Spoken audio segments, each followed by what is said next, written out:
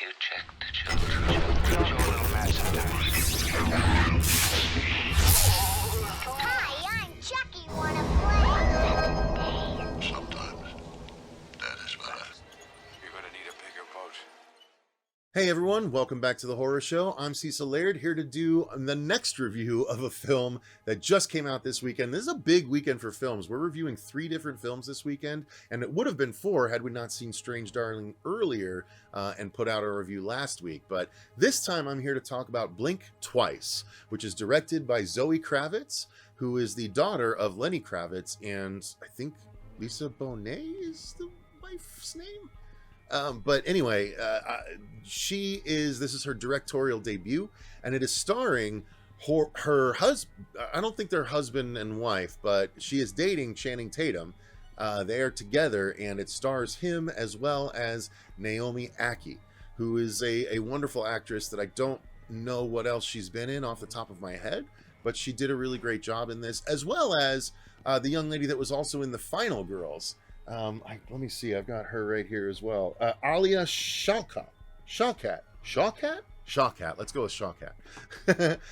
So yeah, this movie was a thriller, and it was a kind of a slight mystery thriller, and I did enjoy it, but I had a couple of issues. So I will say that my overall thoughts are that this is an enjoyable film. I don't know that you need to rush out to the theater to see it. It's probably more of a home watch with a significant other, and especially if there's females in your lives, this is one to sit them down for, because they will enjoy it.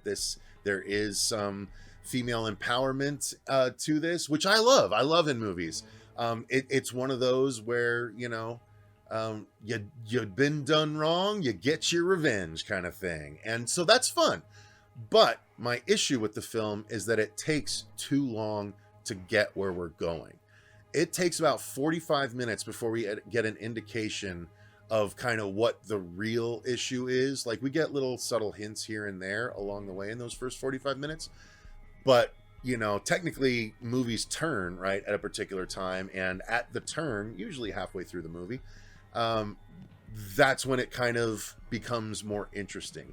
I feel like if they had moved that up in this one, it would have done the film favors. Because it's like we got a lot of repetition in the setup, and they were just trying to hammer home what was, what we thought was going on, and but a soupçon of things that we didn't quite understand, that we didn't quite know the context of, because everyone is here on this island, and they're all doing drugs, and everything's kind of whoop, whoop, whoop, whoop. We don't know what's what sometimes. So yeah, overall, the film is enjoyable, but I think you can wait and watch it at home. And I do think that it is something that a lot of ladies will enjoy specifically. So this one is about 2 women. Obviously, the 2 actresses that I named previously, they are 2 friends, and they get themselves into a position at a wealthy party where Channing Tatum, who is a tech billionaire essentially, is, and they end up through various things getting invited to his newly purchased private island with him and his friends to go and hang out for the weekend. And when they go, it's a lot of fun. It's great. It's wonderful. It's drugs. It's beautiful food from a professional chef that's part of the group. And but along the way, there's little things that aren't quite adding up. There's servants that are really odd. There's things that our lead actress is finding, Miss Ackie is finding along the way that she can't quite understand. And so the mystery unfolds from there until finally it's revealed what's actually going on, and these ladies need to figure out a way to survive the situation. That's as much as I want to say without spoiling anything. But I will say it's engaging. It's long to get where we go, but it's engaging once we get there. And I was like, okay, a lot's building up. There's going to be some kind of crescendo, and there is. Like, a whole wave is building for a long time, and there is a time where the wave crashes and a bunch of shit happens. And, like, that's where the movie gets really fun. Unfortunately, at that point, you're about 30 minutes from the end of the film, and you're like, but still, it's a worthwhile ride to get through the rest of that time. It's a lot of fun, and the end is like kind of like a, it's an interesting ending. That's, again, I don't want to spoil anything, but it's an interesting ending. It's an interesting choice for an ending. There, I didn't spoil anything, but I intrigued you, didn't I? So let's get into the acting, which was all great. I actually quite enjoyed the acting in this one. The two lead actresses were wonderful. All of the other women in the group were also wonderful. All the dudes in the group, one of which played by Haley Joel Osment, who's still hanging in there in Hollywood, man, and doing his thing. By the way, I did dig his role in this. And then obviously Channing Tatum and Christian Slater, also a big role in the film. And so that's the big group, and everyone did great. All of the actors did a wonderful job. They played their roles to a T. Everyone felt unique. Like, this was a well-written movie as far as characterization goes. All of the characters felt unique. They weren't homogenous, and they didn't all feel like the same person wrote them. There was mystery along the way. Like, maybe I'm a little less patient than you guys are.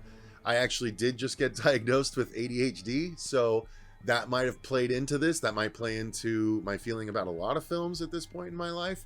But there were some interesting points along the way, so other people might be more forgiving for the length getting into the crux of the craziness. But yeah, acting-wise, everyone did a great job. Filmmaking-wise, it was fine. It was interesting. There were a couple of interesting shots, but nothing that really stood out as like, wow, that's unique, or wow, that's different.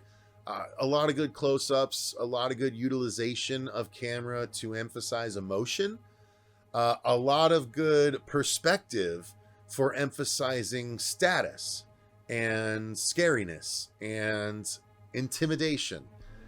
All of that is told well through the camera.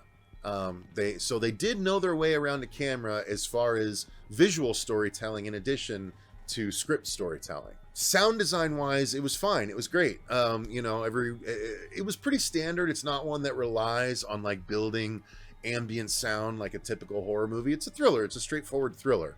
And so, sound design was fine. Score, again, this is another, I just reviewed Stream, and my review went up, I think, yesterday, if all goes according to plan. And as I said in that review, normally I don't notice score a whole lot on my first time watching a film unless it's really distinctive, and that's the case here as well. I didn't particularly notice the score, but there was nothing that felt weird or took me out of the film, as does happen sometimes with score, but infrequently.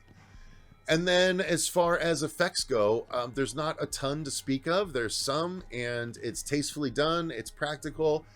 I don't think there was a lot of CG augmentation in this one either, but the effects were all well and good. It told the story well. Everything that you kind of wanted to see, you got to see. And there was nothing where I was like, oh, we're missing out. So, but it's a standard thriller as opposed to a horror movie, so I wasn't expecting a ton.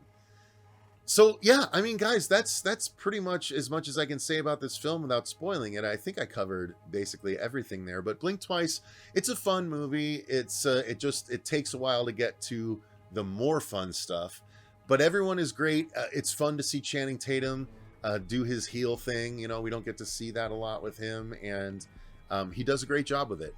And seeing how things unfold, it's actually a little bit Get Out-ish as far as how things unfold. Which is a big compliment. I'm a big fan of Get Out. So I think they definitely nailed that Jordan Peele-esque aspect of the film for the first portion, and then when things get crazy, we leave that territory. But overall, it's a worthwhile watch. Again, I don't know if I would rush out to the theater to see it. I was able to use my AMC A-list. September and October is August, September, and October really are really all summer through October, because you get the summer blockbusters. You pay $20 a month and you get to see 3 movies a week, so you can see all you want. And then when you get into the August, September, October, you get into all the horror movies that are coming out. And by God, there's a lot this year. So yeah, I got to see this on A-list, and it was worth that for me for sure. So if you have that, if you have A-List, the equivalent of Movie Pass through AMC, give it a try. Give it a try. It's a fun date movie too. I think you and your significant other could have fun watching this together as well, especially if it's a female, as I said, because it is a female-centric, film as far as that goes. But that doesn't mean it's geared specifically towards females. It's geared towards all audiences, but I think females specifically women, God, I don't mean to say females like in that, because now even female has come up as a derogatory term in some instances, but women, I think women will especially appreciate this film. So that's going to do it for my thoughts on Blink Twice. Let me know what your thoughts are in the comments down below. The last film I have to watch this weekend is The Crow. I plan to see that tomorrow, so anticipate that review going up either Saturday or Sunday. Probably not, actually, because I am vending at Gathering of the Ghouls this weekend here locally. And so I'll get that review up as soon as I can. But yeah, thank you guys very much for watching. Until next time, I've been Cecil Laird. Thank you to all of our patrons for supporting the channel the way that you do. And until next time, remember, guys, stay scared.